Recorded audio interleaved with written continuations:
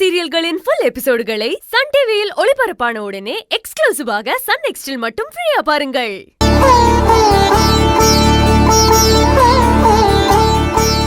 மலர்,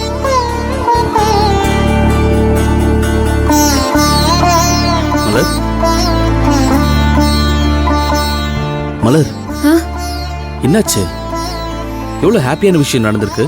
நான் என் ஃப்ரெண்ட்ஸ் கிட்ட எல்லாம் நான் அப்பாவை போறேன் நீ எவ்வளவு சந்தோஷமா சொல்லிட்டு வந்திருக்கேன். ஆனா நீ என்னடானா இப்படி அப்செட்டா உட்காந்துருக்க. என்னாச்சு உனக்கு? எவ்வளவு நேரம் நீ சந்தோஷமா தான் இருந்த? இல்ல அர்ஜுன், நான் பிரெக்னெண்டா இருக்கேன்னு தெரிஞ்சு நீங்க எல்லாரும் எவ்வளவு சந்தோஷமா இருக்கீங்கன்னு பாக்குறப்போ எனக்கு ரொம்ப சந்தோஷமா தான் இருக்கு. ஆனா அதே நேரத்துல என் அக்கா என் கூட இல்லையேங்கிறத நினைச்சு எனக்கு ரொம்ப கஷ்டமாவும் இருக்கு.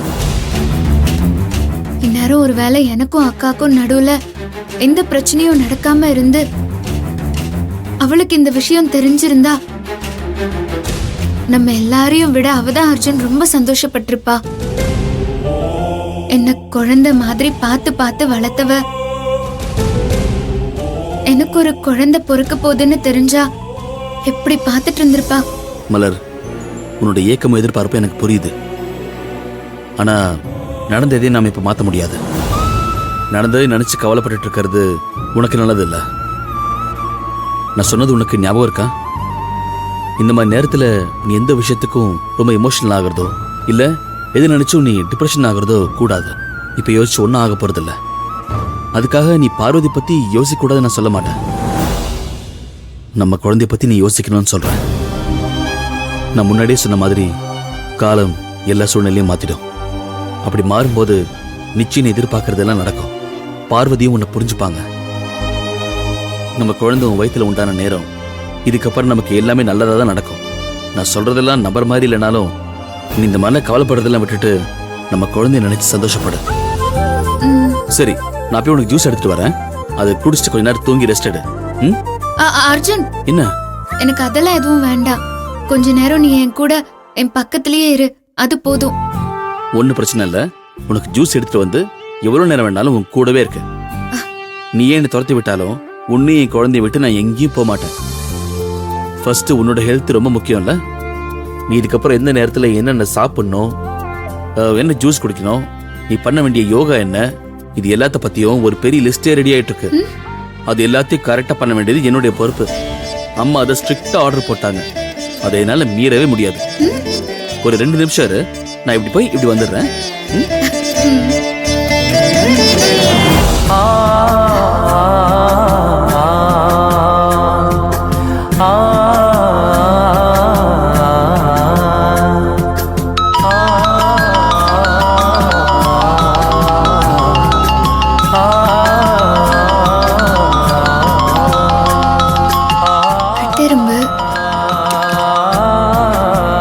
ஹலோ மலரு, சொல்றா கட்டெரும்பு. பொங்கல் இப்பதான் நீ கர்ப்பமா இருக்கிற விஷயத்த சொன்னாரு. ரொம்ப சந்தோஷமா இருக்கு மலரு, வாழ்த்துக்கள். ரொம்ப தேங்க்ஸ்டா கட்டெரும்பு. நானே உனக்கு ஃபோன் பண்ணலான்னு தான் இருந்தேன், நீயே பண்ணிட்ட. அக்கா எப்படிரா இருக்கா? அங்க அவளுக்கு எந்த பிரச்சனையும் இல்லைல்ல? இந்த சந்தோஷமான விஷயத்த கூட அவகிட்ட சொல்ல முடியாம போயிடுச்சேன்னு இப்பதாண்டா அர்ஜுன் கிட்ட பேசிட்டு இருந்தேன். இந்த விஷயத்த பார்வதி அக்கா கிட்ட சொல்லணும்னு மனசு பரிதவிப்பாவே இருக்குடா. இந்த விஷயம் தெரிஞ்சா பார்வதி அக்கா ரொம்ப சந்தோஷப்படுவாள்ல? என்னால அதை உறுதியா சொல்ல முடியல மலரு. பார்வதியே மனசு மாறி உங்ககிட்ட பேசணும்னு நினைச்சா கூட அந்த பிரகாஷும் சந்தோஷ் மாப்பிள்ளையோட அம்மாவும் விடமாட்டாங்க போல இருக்கு மலரு. இருக்க இருக்க உன் மேல பார்வதிக்கு இருக்கிற கோவத்தையும் பகையையும் எதையாவது பண்ணி தூண்டி விட்டு அதிகப்படுத்திக்கிட்டே இருக்காங்க. என்னடா சொல்ற? ஆமா மலரு, இன்னைக்கு அந்த பிரகாஷ் இங்க வந்திருந்தான். பிரகாஷா? அவன் எதுக்குடா அங்க வந்தா? வேற எதுக்காக வருவான்? அர்ஜுனையும் உன்னையும் பத்தி தப்பு தப்பா சொல்றதுக்காகவே இங்க வந்தான். அந்த பிரஸ் மீட்டோட பிரச்சனையெல்லாம் முடிஞ்சிருச்சுன்னு நினைச்சேன். ஆனா அந்த பிரகாஷ் திரும்பவும் ஒரு பிரஸ் மீட்டுக்கு ஏற்பாடு பண்ணி அர்ஜுனை பத்தி பொய்யான சில ஆதாரங்களை ரெடி பண்ணி அத நம்ம பார்வதி மூலமாவே எல்லாருக்கும் காட்ட போறா மலரு. என்னடா சொல்ற? என்ன ஆதாரம் அது? அந்த நிக்கிதாவும் நம்ம அர்ஜுனும் சேர்ந்து இருக்கிற மாதிரியான ஒரு சில போட்டோஸ் அவன் கையில இருக்கு மலரு. அத வச்சு நம்ம அர்ஜுன் தான் நிகிதாவை ஏமாத்திருக்காருன்னு ப்ரூஃப் பண்ணி அர்ஜுன் தான் இந்த கொலையை பண்ணிருக்காருன்னு நம்ப வைக்கிறதுக்காக இவ்ளோ பிளானையும் அந்த பிரகாஷ் பண்ணிக்கிட்டு இருக்கான். இல்லடா, அது உண்மையா இருக்காது. டே கட்டெரும்பு, அவன் பொய் சொல்றான்டா. அவன் ஏதோ சூழ்ச்சி பண்றான். அது எனக்கு தெரியும் மலரு. ஆனா பார்வதி அக்காவா? அவ என்னடா சொன்னா? பார்வதியும் அந்த பிரகாஷ் சொல்றதுதான் மலர் நம்புறான். அவன் சொல்றத கேட்டு அடுத்த பிரஸ் மீட்ல அந்த போட்டோவை எல்லாரும் முன்னாடியும் அர்ஜுனுக்கு எதிரா ஒரு ஆதாரமா சொல்றதுக்கு அவ ஒத்துக்கிட்டா மலரு. எனக்கு என்ன பண்றதுனே தெரியல. பார்வதி கிட்ட என்னால எதுவுமே பேச முடியல. அந்த பிரகாஷ் பண்ற சூழ்ச்சினால உங்க 2 பேருக்குள்ள இருக்கிற விரிசல் இன்னும் அதிகமாயிட்டே இருக்கு. பார்வதி அக்கா ஏன்டா இப்படி பண்ணிட்டு இருக்கா?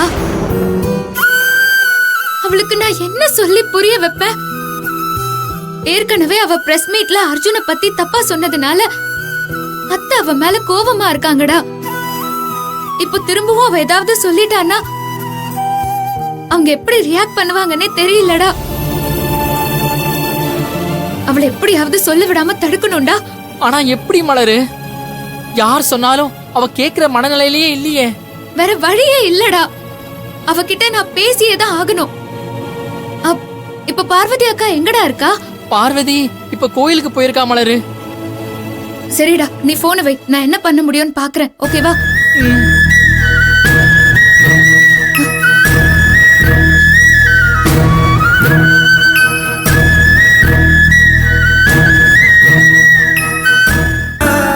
மலர், ஜூஸ் ரெடி. இந்தா இந்தா குடி.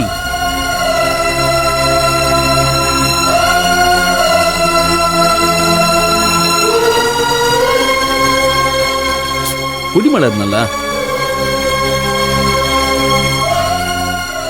சுகர் கொஞ்சம் கம்மியா தான் இருக்கும். நீ கம்மியா தான் சாப்பிடணும்.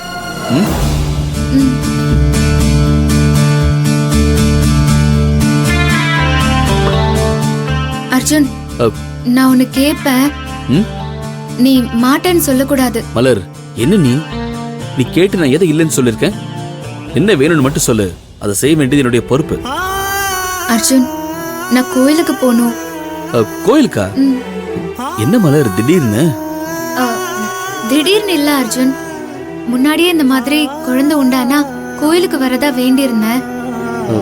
நான் வேண்டிக்கிட்ட மாதிரி அது நடந்துருச்சுல்ல, அதான் போயிட்டு வரலான்னு கேக்குறேன். அது இப்ப உடனே போடுமா? அப்புறமா போலாமே. சாமி விஷயத்த தள்ளி போடக்கூடாதுல்ல. இல்ல மலர், அது ப்ளீஸ் அர்ஜுன். சரி, போலாம்.